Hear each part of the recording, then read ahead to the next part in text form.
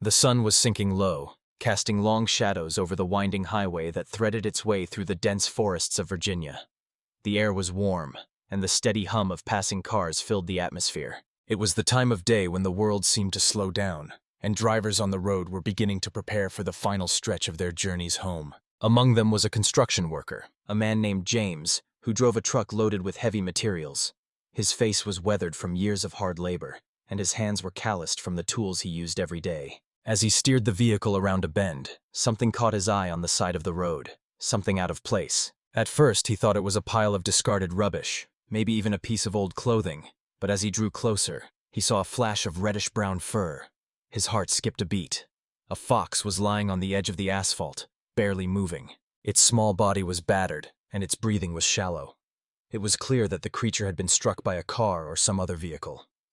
Without a moment's hesitation, James slammed his foot onto the brakes, bringing the truck to a screeching halt. He threw open the door, the cool evening air rushing in as he made his way to the animal. It wasn't just injured. It was on the brink of death.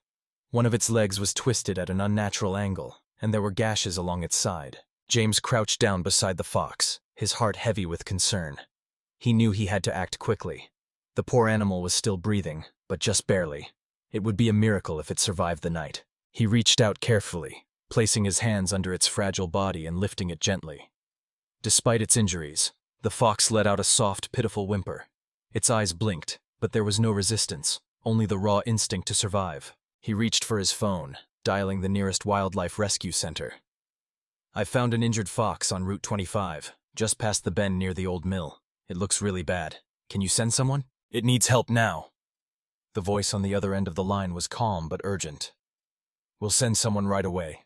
Stay with the animal and don't move it unless absolutely necessary. It might have internal injuries." James looked down at the fox, unsure of what to do next. He knew he couldn't leave it there, alone and vulnerable. He couldn't just stand by while it suffered. He promised the operator he wouldn't move the animal, but he also knew time was running out. The nearest wildlife center was about an hour away, so James made a decision. He carefully placed the fox into the passenger seat of his truck, securing it as best as he could, and started the engine. The truck rumbled to life, and he pulled back onto the highway, his eyes flicking to the rearview mirror to check on the fox. The drive was a blur. The headlights of the truck sliced through the darkness, and the road stretched ahead like an endless ribbon. Every few minutes, James glanced down at the injured animal, wondering if it was still breathing, if it would even survive long enough to reach help. He thought of the forest that surrounded the highway, so vast and untamed, the kind of place where foxes like this one belonged. He thought about the life this animal had led before the accident. Was it playing in the underbrush, hunting for food, or running with its pack? What had brought it here, to this road, at this moment? He didn't know the answers, but he couldn't help but feel a deep sadness for the fox's plight. It didn't deserve this. Finally, after what seemed like an eternity, he saw the lights of the wildlife center ahead. He pulled into the parking lot, and within minutes, staff from the center rushed to his truck. They immediately took the fox from him, placing it on a stretcher and carrying it inside. Inside the wildlife rescue center, the team quickly got to work. Dr. Stevens, the head veterinarian, was already waiting for them. "What's the condition?" he asked, his tone professional but full of concern. "Badly injured," James replied. "It's a fox, hit by a car. One of its legs is broken, and it's bleeding from the side."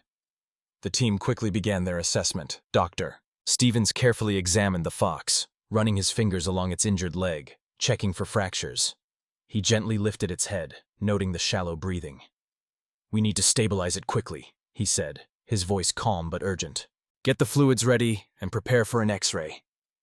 As the staff moved efficiently around him, Anna, a lead wildlife rehabilitator with the center, stepped forward. She had been with this organization for years and was known for her ability to nurse even the most severely injured animals back to health. She had seen hundreds of foxes, deer, and other creatures brought in, but something about this particular fox struck a chord with her.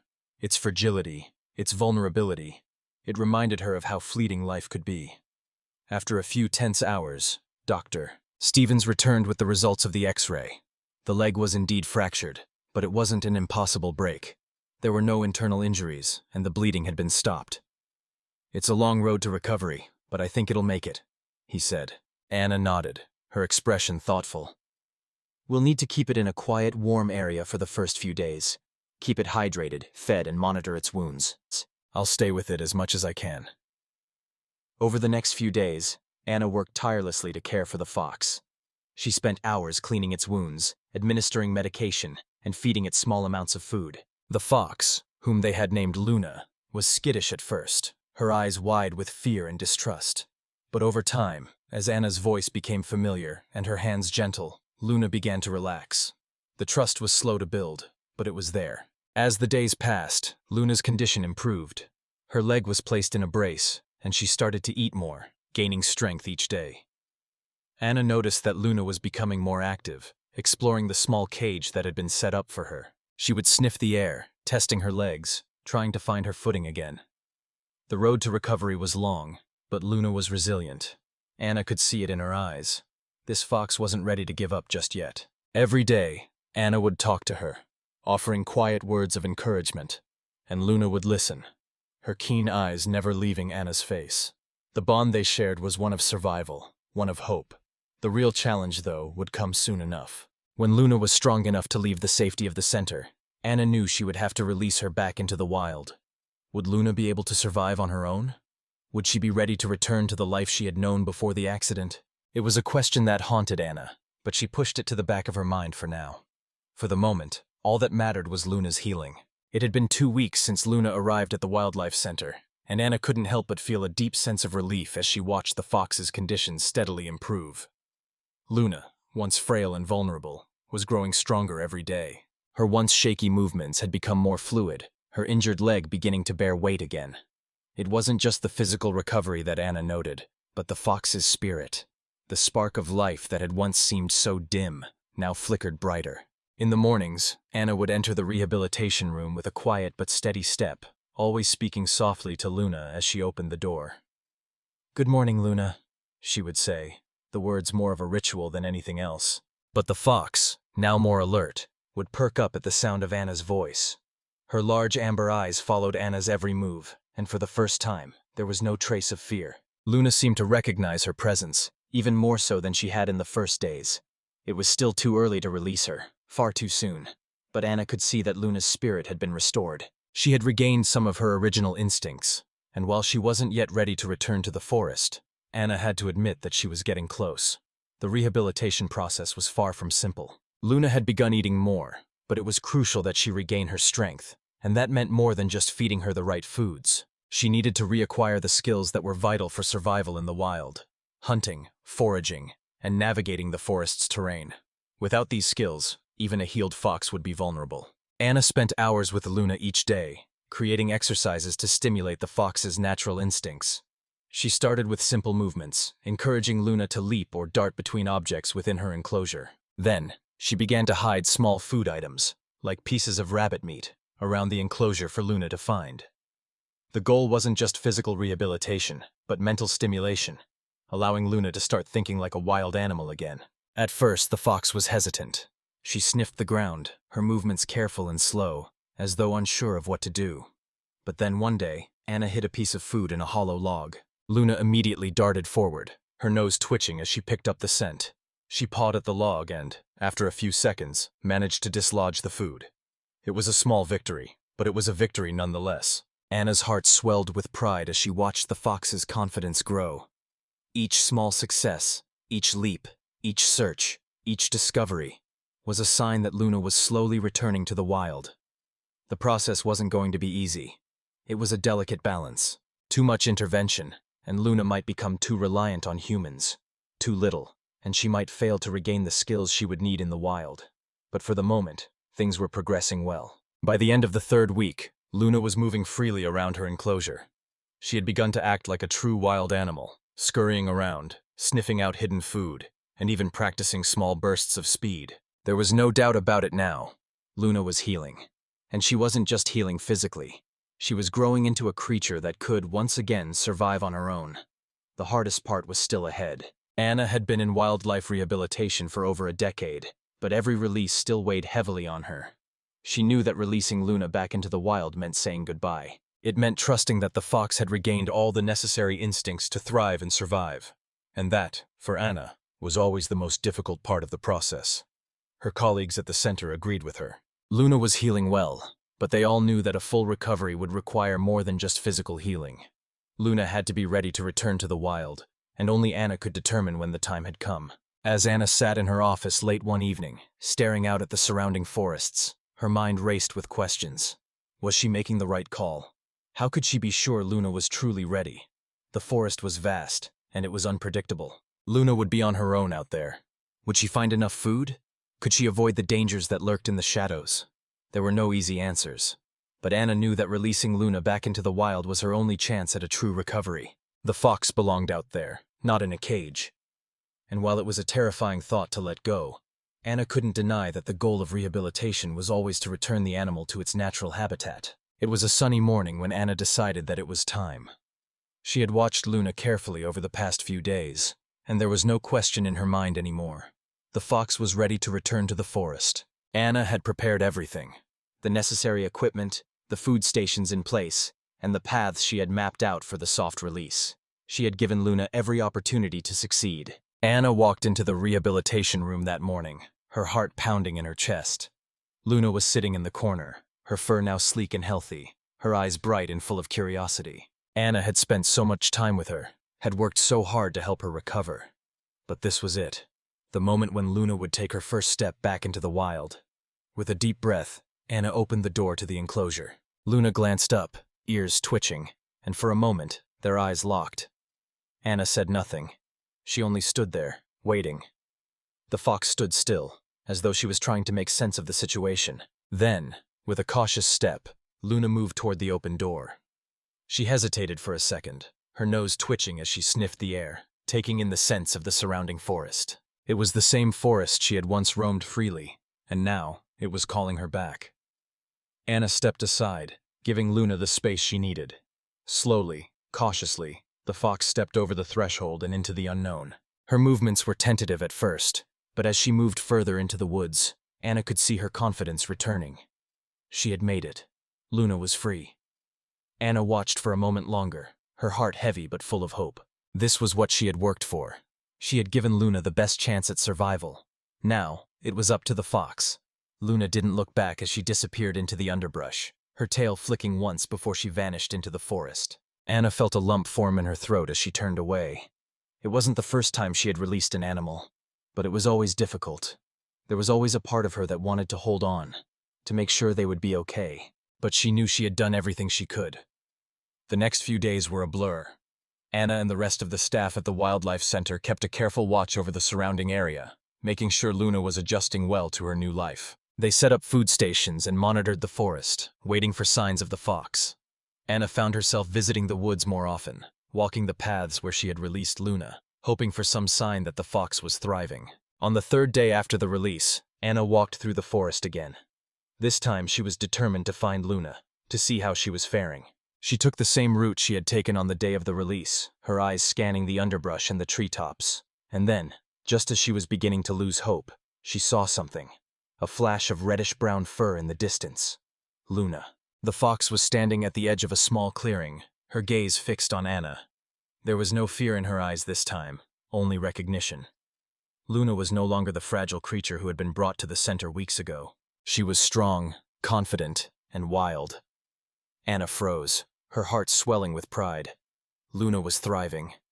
For a long moment they stood there staring at each other, and then, without a sound, Luna turned and disappeared into the forest, her body moving with the grace and speed of a true wild animal. Anna smiled softly to herself. Luna had returned to the wild, just as she was meant to, and for the first time in weeks, Anna felt a deep sense of peace. Her work was done. The forest had its fox back.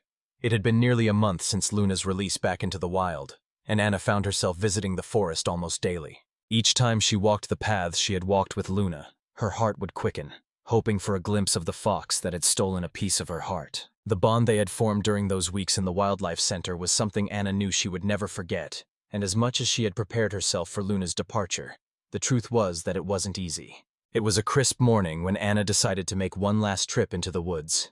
She had heard rumors of a fox spotted near the food stations, but she wasn't sure if it was Luna. The foxes that roamed the area were numerous, and it wasn't always easy to tell them apart. Still, something about the reports made Anna's heart race with anticipation. She packed her small backpack with essentials, binoculars, a notepad, and a thermos of coffee, and headed out into the forest. The trees were dense and the underbrush thick, but the path was familiar to her now. It had been nearly 2 weeks since she'd last seen Luna, and in the quiet solitude of the forest, Anna couldn't help but wonder, was Luna surviving? Was she thriving? Or had the fox been faced with challenges that even Anna's efforts couldn't have prepared her for? The air was crisp, filled with the earthy scent of wet leaves and damp soil. The forest was alive with the sounds of birds chirping, branches creaking under the weight of the wind, and the occasional rustle of small creatures darting through the underbrush. Every now and then, Anna would stop, squatting low to the ground to examine paw prints in the dirt, or to listen intently for any sign of Luna's presence. She hoped to spot her, but also, a part of her knew that this final search was about something deeper than just finding the fox. It was about closure, about knowing that Luna had, indeed, found her way back to the wild. Anna had been walking for an hour when she noticed something out of the corner of her eye, a flicker of movement near the base of a large oak tree. Her breath caught in her throat. Slowly she turned her head, straining her eyes to make out the shape. There, in the shadows of the trees, was a fox. It was moving cautiously, its sleek fur glinting in the morning sunlight. Anna's heart leaped into her chest. Could it be Luna? She stood still, hardly daring to breathe, watching the fox move through the forest, its sharp eyes scanning the area as it trotted silently over the forest floor. The fox was agile, moving with a grace that only wild animals possess. For several minutes, Anna followed the fox at a distance, taking care not to disturb it. She couldn't bring herself to get any closer. She didn't want to risk spooking it. But there was no denying it. This was Luna. The fox paused for a moment, then raised her nose into the air, sniffing the wind.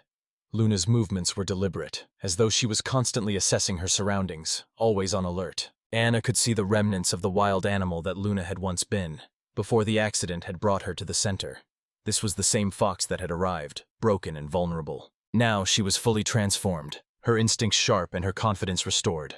The fox glanced in Anna's direction, her amber eyes locking with the woman's gaze.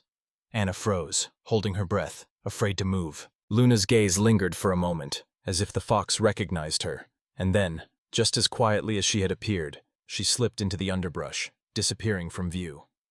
Anna's heart swelled with a mix of emotions. It was a bittersweet moment. Part of her wanted to call out to Luna, to try to hold on to the connection they had shared.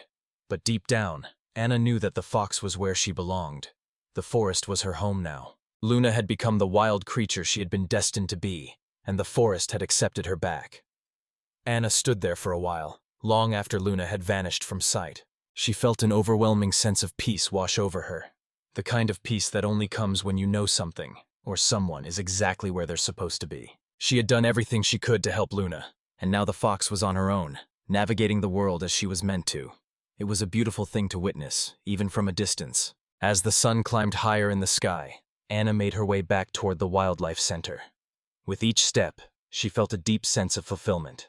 Her work, her mission, everything she had done for Luna, had come full circle. There was no greater joy for Anna than knowing that a life, once fragile and broken, had been returned to the wild. When Anna returned to the center, she made her report. The staff had all heard the rumors of the fox sighting, and though they were happy for Anna, they too felt the bittersweet pang of letting go. Luna's release had been a success, but it was also the end of another chapter for everyone involved. Anna couldn't help but smile as she finished the report. Luna was out there, somewhere in the forest, living the life she was meant to live. The forest had embraced her, and Anna knew that her mission was complete. A few days later, Anna found herself back at the wildlife center, cleaning up after another day's work when a colleague, Mark, walked up to her, holding a thick envelope. "This came for you," he said, his tone casual. "It's a report from one of the local wildlife photographers. Apparently they caught some incredible shots of a fox, looks like Luna, living in the deeper parts of the forest. Thought you might want to see it." Anna's heart skipped a beat. She took the envelope from Mark, her fingers trembling slightly. Inside was a series of photographs, beautifully shot, showing a lone fox with distinct reddish-brown fur. In each image, the fox was in motion, leaping, hunting, resting under a tree. The final image was the most striking. Luna, standing atop a large rock, silhouetted against the setting sun, her amber eyes gleaming with wild intelligence. It was Luna. The photographs captured the essence of the fox's freedom, her resilience, and her place in the world. Anna couldn't help but smile. tears welling in her eyes as she gazed at the image. Luna was thriving. She was living her life, just as Anna had always hoped. In that moment, Anna knew that this was the final gift. It was a confirmation that Luna had truly returned to the wild, and Anna, with a full heart, could finally let go. With the photographs in hand, Anna walked out of the center, her eyes scanning the horizon. The wild was vast and mysterious, but it was also beautiful, and it was where creatures like Luna were meant to be. She smiled softly, closing her eyes for a moment, knowing that she had done her part. Luna was free, and that was all that mattered. It was time for Anna to move forward, but she would never forget the fox who had taught her what it truly meant to let go.